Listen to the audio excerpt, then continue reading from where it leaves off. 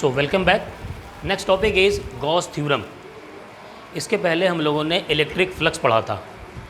Electric flux अगर देखा जाए तो फॉर्मूला वाइज क्या होता है, E into D S. D S means area, E is the number of electric field lines, यानी इलेक्ट्रिक फील्ड की वैल्यू। और अगर प्रैक्टिकली देखा जाए तो क्या होता है इलेक्ट्रिक फ्लक्स। इलेक्ट्रिक फ्लक्स होता है कि कोई भी एक आपने प्लेट लिया, कोई एक प्लेन लिया, उससे नंबर ऑफ़ फील्ड लाइंस जितनी पास कर रही हैं उनकी वैल्यू, ये होता है इलेक्ट्रिक फ्लक्स।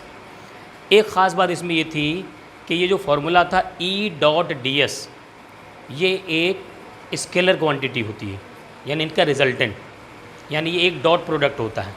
फार्मूला जो था वो क्या था, देखिए E dot D S. Phi जो होगा इलेक्ट्रिक फ्लक्स, ये एक स्केलर क्वांटिटी है और ये दोनों क्या हैं, दोनों वेक्टर हैं। तो इनका जो रिजल्टेंट आता है स्केलर आता है। इसको जब एक्सपेंड करके लिखते हैं तो आता है E D S cos theta. वो थीटा क्या है, theta is the angle between electric field line and normal of area. Area का बीच एंगल नहीं, बल्कि नॉर्मल टू एरिया। जैसे मैंने आपको एग्जांपल देके बताया था कि जैसे यहाँ पर अगर ये एरिया है और ये इलेक्ट्रिक फील्ड लाइन पास कर रही ब्लैक कलर से, यानी अब कोई कह सकता है कि सर एरिया और इलेक्ट्रिक फील्ड लाइन के बीच का एंगल 90 डिग्री है, तो क्या थीटा इज इक्वल टू 90 रखेंगे? नहीं, बल्कि हमें एंगल इस एरिया और इसके बीच में नहीं लेना, बल्कि एरिया का नॉर्मल। एरिया का नॉर्मल मतलब ये है नॉर्मल। तो अब इस रेड लाइन और इस ब्लैक लाइन के बीच एंगल कितना हो गया? 0। तो यहाँ कॉस थीटा की वैल्यू क्या रखी जाएगी? थीटा की वैल्यू 0। तो हमेशा एंगल लेना है angle between E and normal of area, ये बात याद रखिएगा। अब आगे बढ़ते हैं, उसी से रिलेटेड है गॉस थ्योरम। गॉस ने एक बात कहा कि ये जो हम इलेक्ट्रिक फ्लक्स निकाल रहे हैं उसको इस तरीके से तो फाइंड कर ही सकते हैं, इलेक्ट्रिक फील्ड इनटू उसके एरिया से मल्टीप्लाई कर दीजिए, फाइंड कर लेंगे। इसका एक और तरीका है, एक और तरीका है कि जिस चार्ज की वजह से वो इलेक्ट्रिक फील्ड है उस चार्ज में 1/ε0 से मल्टीप्लाई कर दीजिए, वो फ्लक्स की वैल्यू देगा। कैसे मल्टीप्लाई कर दीजिए? 1/ε0, यानी क्या है definition? It states that the total flux through a closed surface, कोई एक क्लोज सरफेस लिया, कोई बंद सरफेस होगा, पहली कंडीशन, इज 1/ε0 टाइम्स, यानी 1/ε0 से मल्टीप्लाई करना है the net charge enclose by the close surface. कैसे समझिएगा ध्यान से। जैसे मान लीजिए मैं कोई एक क्लोज सरफेस ले लेता हूँ और मैंने ले लिया एक स्फीयर। क्या है ये है स्फीयर, और इसके सेंटर पर मैंने रख दिया Q चार्ज। और फिर मैं क्या कर रहा हूँ, ये समझिए एक फुटबॉल है, फुटबॉल पे मैंने क्या किया कि एक छोटा सा सर्किल ले लेता हूँ, एक छोटा सा सर्किल, ठीक है, ये एक सर्किल हो गया। क्लियर बात समझ में आ रही?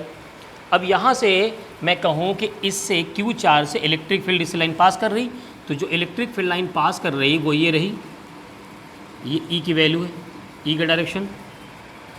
और अगर ये जो रेड लाइन का मैंने एरिया लिया हुआ है, इसका नॉर्मल के एरिया का नॉर्मल क्या होगा? वो भी तो इधर ही होगा, DS। बात समझ में आ रही है भाई सबको? अरे जैसे ये था, इस एरिया का नॉर्मल क्या था? इससे परपेंडिकुलर। तो ये जो एरिया है इसका एरिया का नॉर्मल क्या होगा? ये परपेंडिकुलर। क्लियर? अब अगर मैं यहाँ पर E की वैल्यू बात करूँ तो किसी पॉजिटिव चार्ज पार्टिकल की वजह से जो इलेक्ट्रिक फील्ड E होता है वो क्या होता है? 1/4πε0 Q/r²। ये होता है 1/4πε0 Q/r², E की वैल्यू होती है। अब ज़रा इलेक्ट्रिक फ्लक्स की वैल्यू लिखते हैं, तो electric flux through small area, इससे तो वो होगा dE/e, ये होगा E, इंटीग्रेशन कर देते हैं सरफेस के according, E into D S. ठीक है, अब देखो ये मैंने इंटीग्रेशन क्यों लिया? क्योंकि छोटा एरिया लिया। क्या लिया मैंने? छोटा एरिया। इसको इंटीग्रेट करेंगे तो टोटल फुटबॉल का एरिया आएगा, तो अगर मैं टोटल फ्लक्स लिखूं, टोटल फ्लक्स, तो ये तो हो जाएगा फाई सीधे सीधे ही, और ये हो जाएगा ई इंटू क्या हो जाएगा एस, और आ जाएगा कॉस थीटा। वेक्टर मैंने हटा दिया तो कॉस थीटा आ गया। अब बताइए थीटा किसके बीच का एंगल है? ई और डी एस के बीच का। ई और डी एस का मतलब हुआ एरिया का नॉर्मल। मैं बार बार कह रहा हूँ, डी एस का मतलब एरिया का नॉर्मल। अब बताओ ये जो एरिया जा रहा है, ई भी इधर ही जा रहा है, डी एस भी इधर ही जा रहा है, तो थीटा कितना हुआ? 0। यानी यहाँ पर फाई ई देखा जाए तो ये आ गया ई इंटू एस।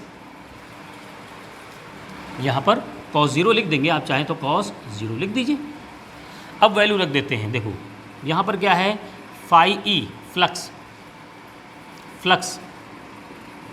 ठीक है, लिख देते हैं ई कितना है भाई? 1/4 pi epsilon naught Q upon R square into किसकी value? S is the area of sphere. इस सर्किल का एरिया नहीं बल्कि स्फीयर का, क्योंकि इंटीग्रेट कर चुके हैं, है ना। स्फीयर के एरिया का फॉर्मूला क्या होता है? 4 pi R square, 4 pi R square. देखिए आर स्क्वायर से आर स्क्वायर कैंसिल, 4 पाई से 4 पाई कैंसिल, ठीक है। क्या आ गया? फ्लक्स की वैल्यू कितनी आ गई? यहाँ आ गया 1/ε0 इंटू क्यू। क्या ऐसा फॉर्मूला अभी आपने ऊपर देखा था? देखिए फ्लक्स ये है इसका प्रूफ। किसका? गॉस थ्योरम का।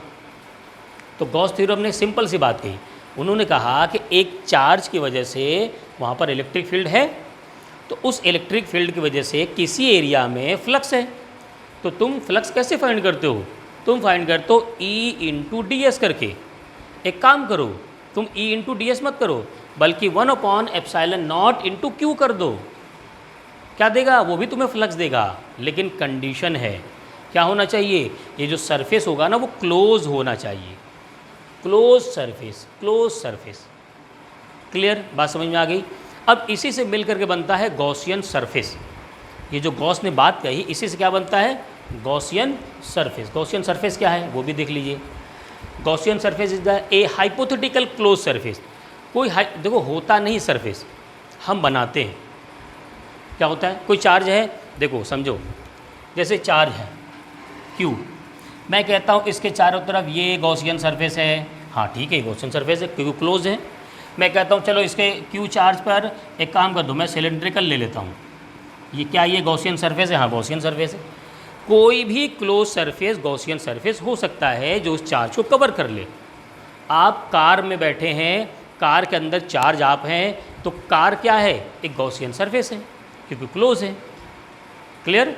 तो ए hypothetical close surface enclosing A charge is called the Gaussian surface of that charge. Clear? बात समझ में आ गई होगी? नोट कीजिए, इसके बाद आगे बढ़ते हैं हम लोग।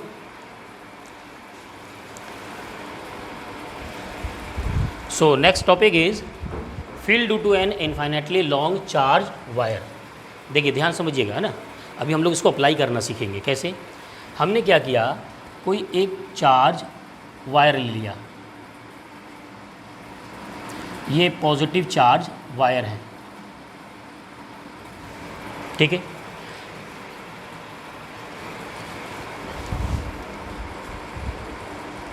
ठीक है, क्लियर है। तो ये एक पॉजिटिव चार्ज वायर है। अब इस पॉजिटिव चार्ज की वजह से इलेक्ट्रिक फील्ड होगा। मैंने अभी इलेक्ट्रिक फील्ड लाइन सिखाया था, तो इसमें बताया था कि इधर इलेक्ट्रिक फील्ड होता है इस तरीके से, है ना, हॉरिजॉन्टली होता है दोनों तरफ, है ना। तो अब यहाँ पर हमें फाइंड करना है फ्लक्स की वैल्यू, और उसमें गॉसियन सरफेस भी लगाना है। तो गॉसियन सरफेस पर आपकी वैल्यू है, आपकी मर्ज़ी है, आप जैसे चाहे बना दीजिए। तो गॉसियन सरफेस ऐसा बनाना चाहिए ना जिससे आपको ईजी लगे, समझ गए। तो हम क्या करेंगे, अच्छा इससे क्या है, इलेक्ट्रिक फील्ड चारों तरफ निकल रही होगी, इधर, अरे चारों तरफ मैं कह रहा हूँ, इधर भी। तो मैं क्या करूँगा, यहाँ पर एक गॉसियन सरफेस लूँगा, वो भी सिलेंड्रिकल फॉर्म में। कैसा लूँगा? सिलेंड्रिकल। तो इससे छोटा ले लेते हैं ज़रा, ये ले लिया, ये मैंने इलेक्ट्रिक फील्ड एक गॉसियन सरफेस ले लिया, ये हो गया गॉसियन सरफेस। वो कैसा है? सिलेंड्रिकल। तो सिलेंड्रिकल है तो जाहिर सी बात है इसका लेंथ होगा L और इसका रेडियस भी होगा स्मॉल r। मैंने इसका रेडियस ले लिया। सिलेंडर समझ रहे हैं? सिलेंडर कैसा होता है अभी मैं आपको बताता हूँ। ये हाँ,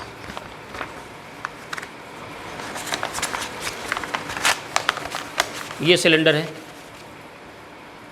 ठीक है, ये सिलेंडर है। अब यहाँ पर इस सिलेंडर पर हम क्या कर सकते हैं, यहाँ से इलेक्ट्रिक फील्ड निकल रही है, दोनों तरफ जा रही है। इसको और बढ़ा देते हैं, वायर को और बड़ा कर दिया हमने। तो हम तीन सरफेस यहाँ पर देखो इलेक्ट्रिक फील्ड लाइन पास कर रही होंगी। तीन तरीके के सरफेस हैं।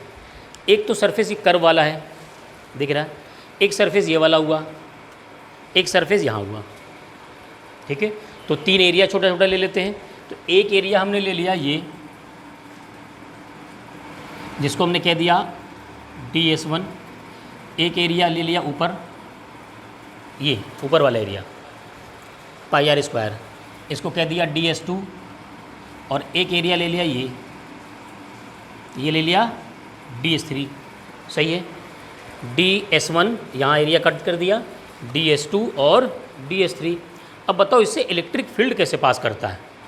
पेज पलटो के पीछे तो देखोगे इलेक्ट्रिक फील्ड लाइन जो इससे होती है वो खाली ऐसे जाती है सीधे ही, यानी यहाँ से ये होगा E, यहाँ से भी E, यहाँ से भी E। क्यों भाई? पिछली बार लेक्चर में पढ़ाया था इलेक्ट्रिक फील्ड लाइंस ऐसी होती हैं। अब देखो, अब एक बात बताओ, एरिया का नॉर्मल क्या होगा? इस एरिया का नॉर्मल कर्व वाले का तो बाहर ही निकलेगा ना, इससे परपेंडिकुलर बनाता हुआ नॉर्मल, यानी यहाँ जो होगा DS1 यहाँ होगा।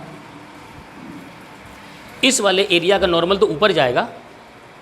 देखो भाई, ये एरिया इसका नॉर्मल मतलब इस सरफेस से, प्लेन से 90 डिग्री का एंगल बनाना चाहिए। तो ये रहा इसका एरिया का नॉर्मल DS2। और इससे क्या होगा, नीचे जाएगा, तो ये आ गया नीचे DS3। समझ में आ रही बात? अब हम क्या करते हैं, टोटल फ्लक्स लिखते हैं। टोटल फ्लक्स, तो यहाँ पर होगा टोटल फ्लक्स फाई E, ये होगा integration DS1 E DS1 integration E DS2। दो है ना, अरे तीन है, और इंटीग्रेशन E DS3। या खाली S2 S3 लिख दो आसान बनाने के लिए, वरना तुम लोग घबरा जाओगे सर बहुत सारी चीज़ें इसमें आ जा रही हैं। भाई तीन एरिया था, तीन के फ्लक्स निकालेंगे हम।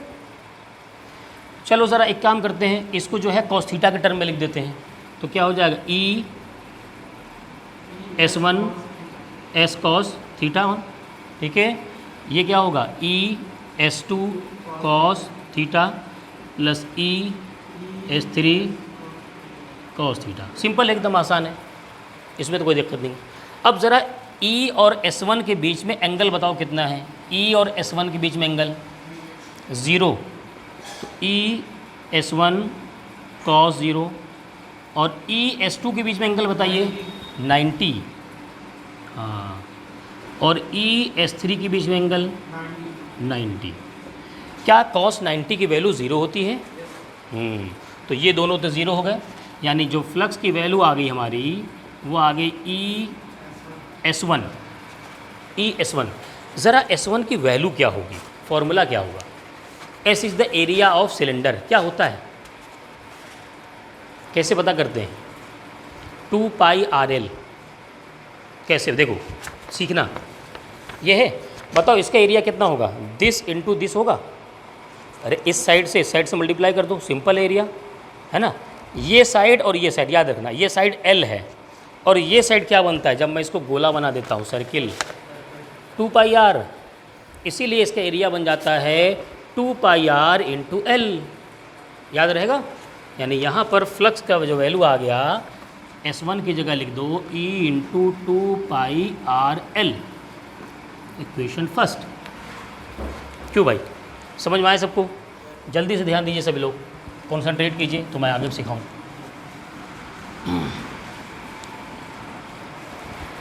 ठीक है, इससे समझ में आ गया ना? अब ज़रा गॉसियन थ्योरम भी लगा देते हैं। चलो एक सेकेंड ज़रा, हाँ इधर इधर बोर्ड पे देखिए, अभी हुआ नहीं, क्वेश्चन फर्स्ट है ये, है ना। अब लगाते हैं हम लोग using Gauss theorem.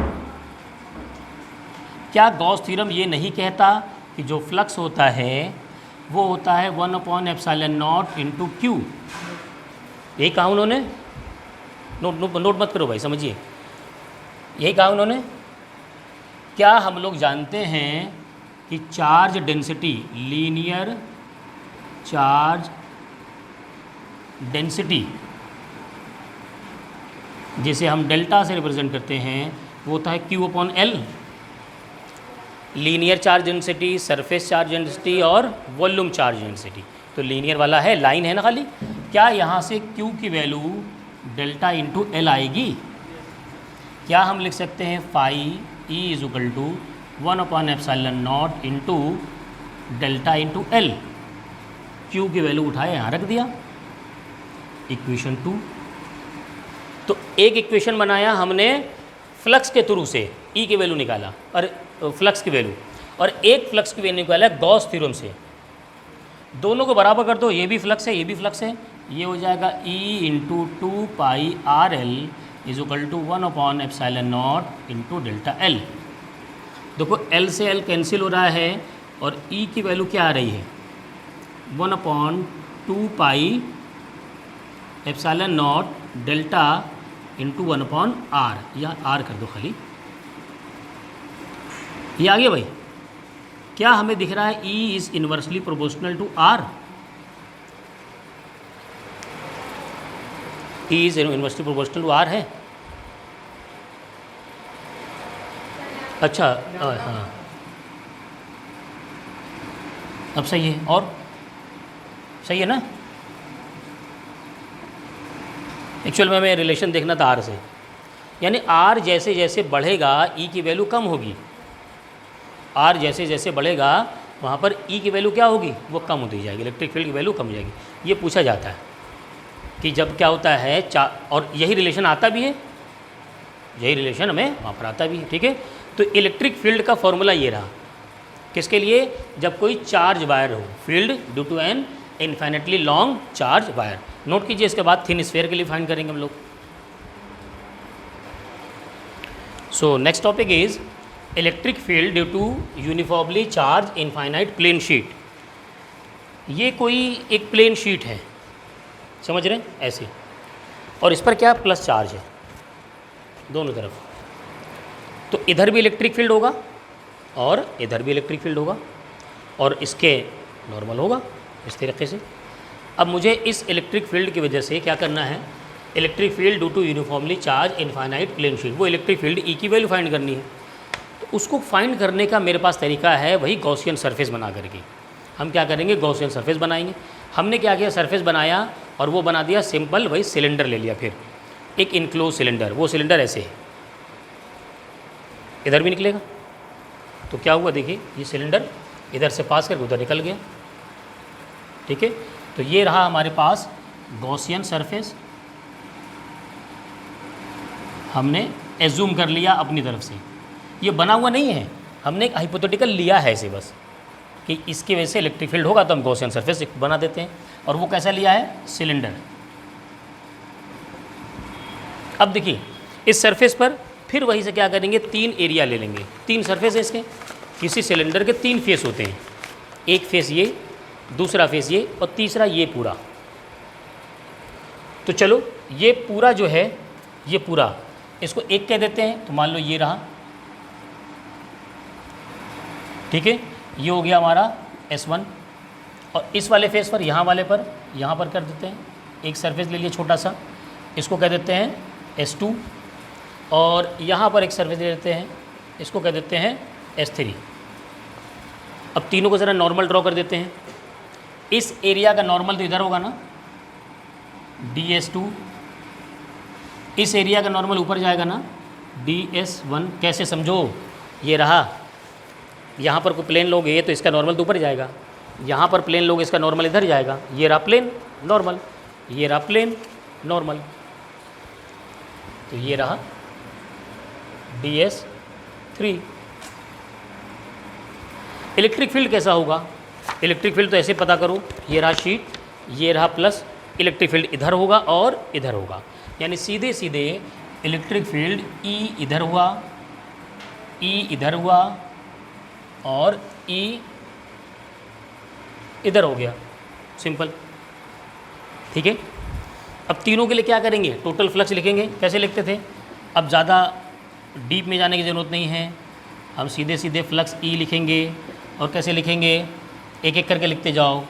ES1 cos theta plus ES2 cos theta plus ES3 cos theta. अब S1 में देखो cos थीटा कितना है? 90, थीटा 90, तो यहाँ रखो ES1 cos 90। S2 में थीटा की वैल्यू कितनी है? 0, और S3 में हाँ cos 0।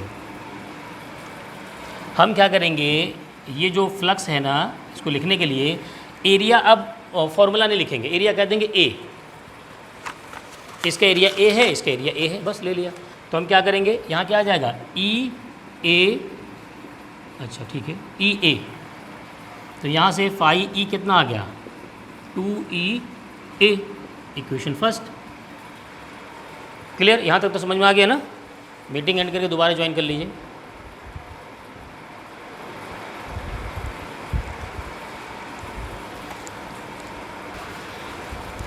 भाई हमने क्या कहा था कि एक बार फ्लक्स फाइंड करिए इलेक्ट्रिक फ्लक्स के फॉर्मूले से, E इंटू एरिया करके, और एक बार इलेक्ट्रिक फ्लक्स फाइंड करना होता है कैसे? गॉस सरफेस लेकर के, गॉसियन थ्योरम लेकर के। तो using Gauss theorem, Gauss theorem क्या कहता है? फाई जो होगा वो होगा 1/ε0 इंटू क्यू। इन्होंने सिंपल सिंपल ये कह दिया भाई। मेरा काम ये है कि ये जो क्यू है ना, मैं इसको चार्ज डेंसिटी के फॉर्म में लाना चाहता हूँ। तो वो था लीनियर चार्ज डेंसिटी, क्योंकि लाइन थी। ये क्या है? एरिया है। तो यहाँ पर मैं लिखूँगा सरफेस चार्ज डेंसिटी,